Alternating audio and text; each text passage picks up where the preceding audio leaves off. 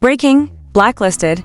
No more reality TV for Kirk and Mendeecees, y'all. Did reality TV just cancel reality itself? Because what just went down behind the scenes of love and hip-hop is messier than Kirk Russ. Marriage timeline and Mendeecees. Prison record combined. That's right, two of V1's most chaotic kings just got hit with the ultimate plot twist, blacklisted. Not suspended, not benched.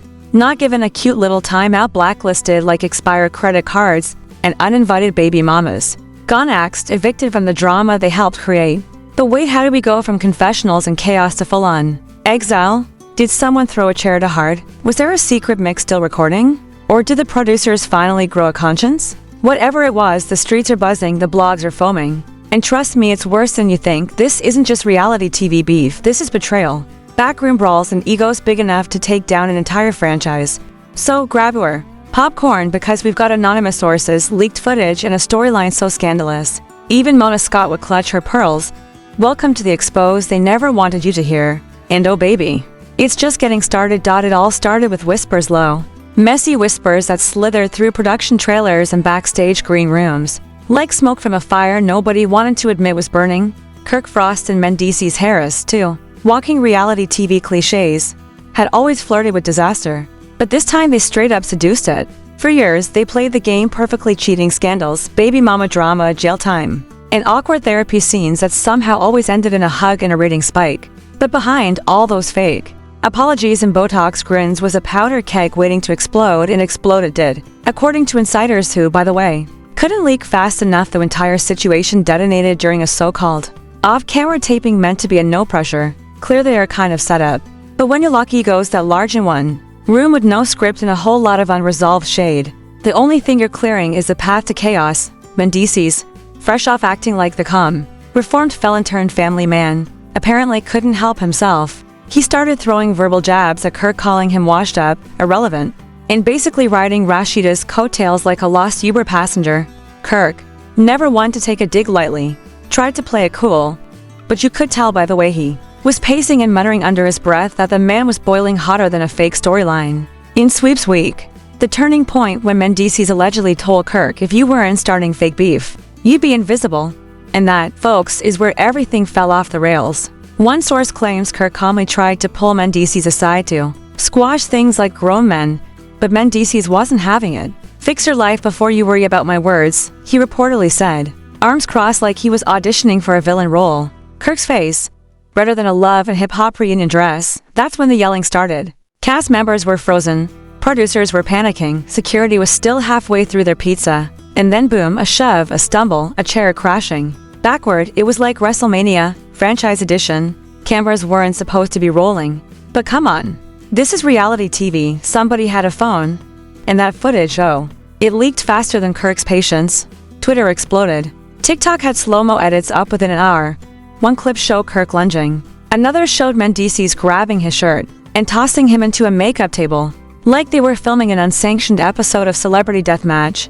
Broken glass, screaming cast members, people ducking behind sofas. It was a full-blown TV apocalypse. The internet ate it up, of course. Comments flooded in like, I knew this would happen. And not Kirk trying to fight with a neck full of gold chains. While others were firmly team Mendeecees, claiming Kirk had been out of pocket for years and this was just karma coming back with steel-toed boots. And yet, while fans were busy choosing sides, the love and hip-hop producers were in crisis mode. Because here's the thing, drama sells, but lawsuits don't. And what happened that night wasn't drama. It was a liability nightmare with a side of bad PR. The executives knew it instantly. Within hours, both Kirk and Mendeecees were pulled into private rooms. No yelling, no cameras, just long faces and cold silence. By the time the dust settled and the glass was swept up, both men had been hit with the same brutal verdict: terminated, fired, blacklisted. No warning, no final confessional, no tearful group hug. Just out. Kirk didn't take it well. They can't do this to me, he reportedly told Rashida, pacing around their Atlanta home. While she tried to remind him, he literally tackled someone on set. Mendeecees, same story, different reaction. He sat in stunned disbelief while Yandy called everyone from their lawyer to her cousin with a ring light. But it didn't end there. Oh no, this wasn't just a reality TV firing. This was the start of an industry-wide exile. Word got out fast, faster than contracts could be shredded, and suddenly, neither man could get a call back from any show. Producers from other franchises quietly backed away.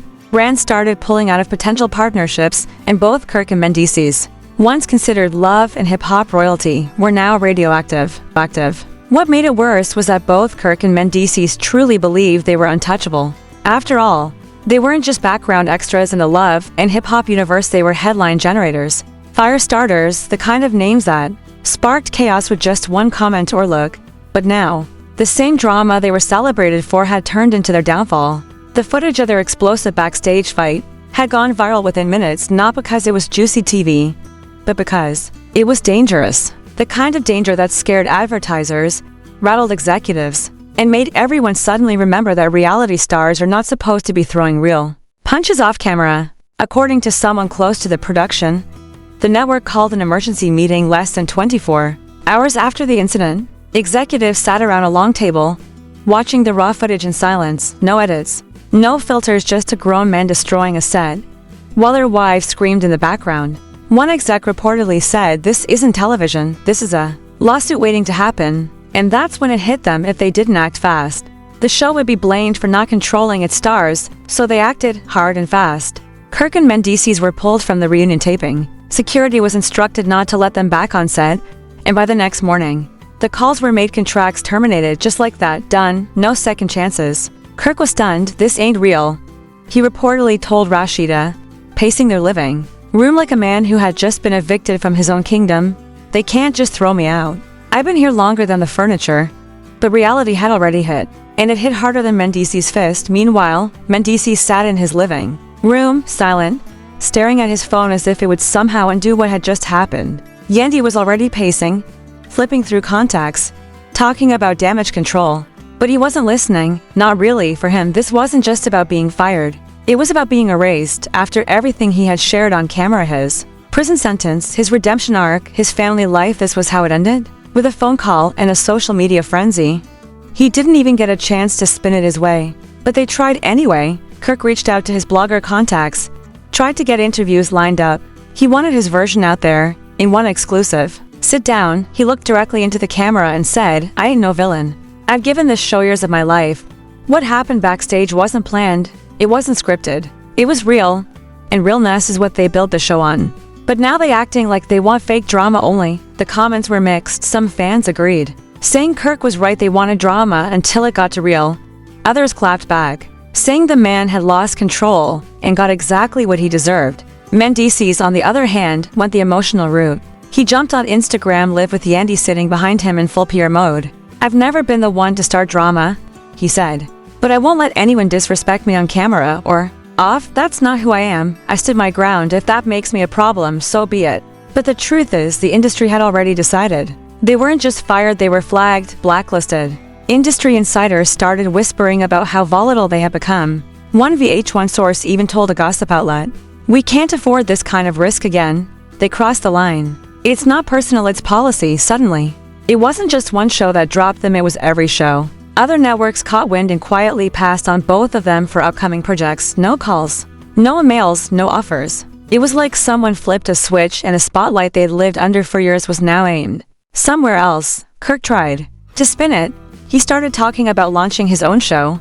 "I've got connections," he reportedly told a friend. "I don't need no network, I'll do it myself. Reality TV ain't dead, it's just changing."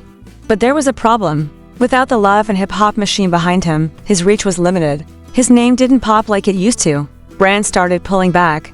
Social media engagement started to dip. The Frost Bistro had fewer influencers walking through the door. That's when it started to get real. Meanwhile, Mendeecees and Yandy tried to go independent too. Yandy pitched a docu-series. She called it raw, uncensored, real.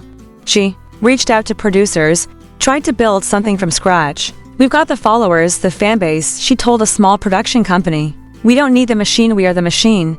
But behind the scenes, they were struggling. One streaming platform liked the idea but backed out last minute, citing the ongoing controversy.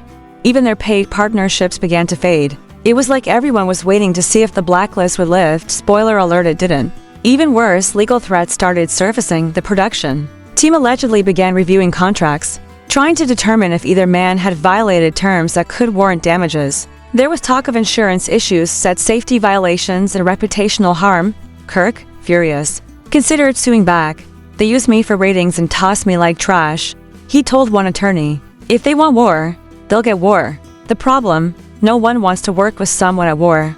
While Kirk plotted lawsuits and Mendeecees waited for offers that never came, the world of reality TV moved on without them. New faces, new drama, new viral moments, and for the first time in a decade, neither Kirk nor Mendeecees was trending. The same fans who once hung on every scandal had moved on to fresher chaos. And that silence was louder than any fight. It wasn't just a fall from grace, it was erasure, blacklisted, forgotten, and left wondering if reality TV would ever call again. So now the question is, where do Kirk Frost and Mendeecees Harris go from here after years of dominating the reality TV scene with scandals, love triangles, legal drama, and unforgettable chaos? Are we really watching the final chapter of their televised legacy? Or is this just another cliffhanger before a major comeback? One thing's for sure, reality TV has officially turned its back on two of its loudest, boldest, and most controversial stars. The network may have blacklisted them, but the fans are still talking, debating, and waiting to see if either of them finds a way to flip this downfall into a fresh storyline. Could we see Kirk launching his own show? Will Mendeecees and Yandy build a media empire from the ashes? Or is this the first time in their careers that no spin, no statement, and no secret footage can save them? We want to know what you think. Did the network go too far? Or did Kirk and Mendeecees finally cross the line? Should they get another shot? Or is this karma served cold? Drop your thoughts in the comments, hit that like button if you want more truth bombs, and don't forget to subscribe because the story is far from over.